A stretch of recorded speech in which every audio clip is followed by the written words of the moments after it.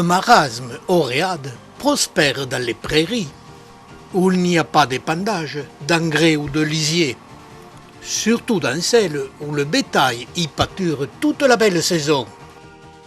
Il se présente quand les années sont très bonnes en ronde sorcière, mais le plus souvent par petits groupes, plus ou moins nombreux et rarement isolés. Ce champignon est comestible, délicieux, reconnaissable aux lamelles qui ont la couleur du chapeau, en moyenne de 2 à 3 cm de diamètre. Avec des conditions climatiques très favorables, j'ai relevé 6 cm de diamètre. Je récolte ces champignons sur le plateau de l'Aubrac, pas en été car celui-ci est trop sec, mais surtout au printemps quand l'herbe pousse et que fleurissent les pissenlits. Pour bien se développer, ils ont besoin de plusieurs journées consécutives, de passages très pluvieux et de passages ensoleillés. Particularité de ce champignon, le mycélium dégage beaucoup de chaleur au moment de leur développement, ce qui donne une herbe plus foncée au secteur occupé par le mycélium. Quand il fait beau, le soleil les décolore et ils sont plus blancs et sont légèrement plus foncés par temps de pluie. Je récolte ces champignons délicieux pour ma consommation personnelle. Parfois, sur ce plateau, la récolte est exceptionnelle.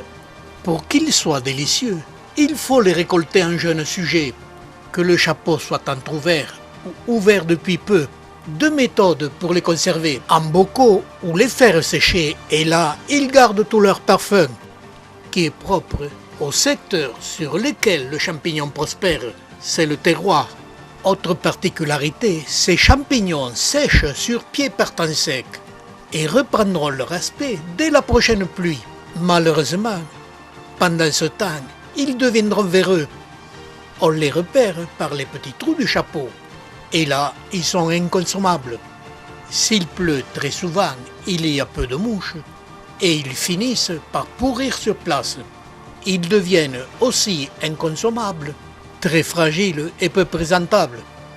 Pour me conforter dans mon constat de l'existence de terroirs pour les champignons, j'ai observé cette espèce à Cap Découverte.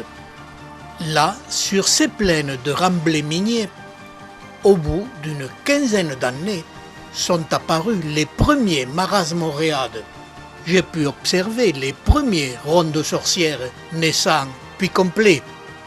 Ces cercles progressent 20 à 30 cm par an vers l'extérieur, en donnant un très grand nombre de champignons qui sont immédiatement cueillis par les connaisseurs et ils n'ont pas le temps de grandir, ce qui rendrait les cercles plus repérables. Étant présent presque tous les jours, j'ai quand même pu recueillir quelques champignons et de constater, même s'ils étaient très beaux et identiques aux champignons de l'Aubrac, ils ont une très grande différence. Leur parfum est très puissant, ce qui les rendrait presque désagréables. Pour les consommer, il va falloir les faire blanchir pour atténuer le goût.